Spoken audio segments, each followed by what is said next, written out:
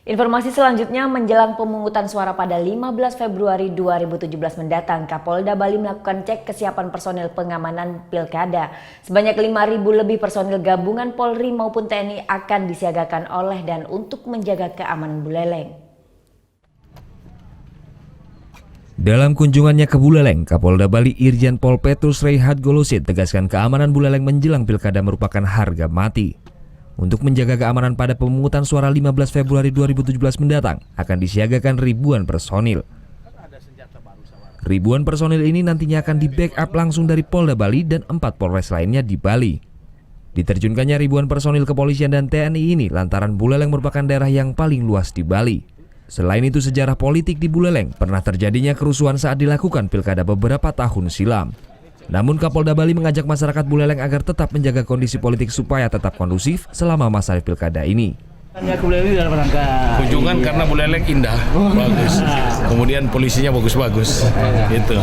Kemudian Buleleng ini terkenal dari dulu kan, dari zaman Belanda, Sunda kecil. Dan ini mengecek kesiapsiagaan Buleleng, terutama yang berhubungan dengan persiapan pilkada. Dan saya mendapat laporan dari Kapolres, semua sudah dilaksanakan dengan baik. Kemudian persiapan anggota, kesiapan juga luar biasa, dan kita netral dan siap mengamankan pilkada di Buleleng. Sementara itu, Kapolres Buleleng AKBP Made Sukawijaya menjelaskan pihaknya telah melakukan pemetaan terkait rawan di beberapa TPS di Buleleng.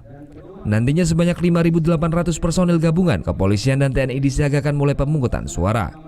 Tidak itu saja, jika sampai terjadi kericuhan di saat pemungutan suara, Polres Buleleng telah berkoordinasi dengan 4 Polres yang berbatasan langsung dengan Buleleng untuk menyiagakan personilnya sehingga sewaktu-waktu bisa membantu pengamanan di Buleleng.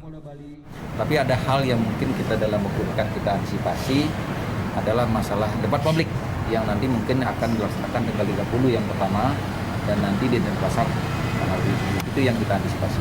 Nah, untuk 15 Februari sendiri?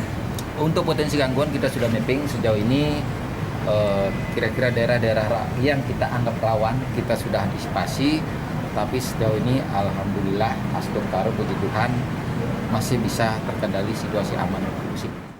Jajaran Polres Buleleng nantinya akan menerjunkan kekuatan penuh saat dilaksanakannya debat kandidat yang akan digelar pada 30 Januari mendatang.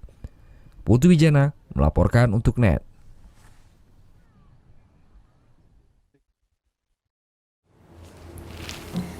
Udah selesai kan nontonnya? Nah, jadi jangan lupa buat like, komen, dan subscribe ya.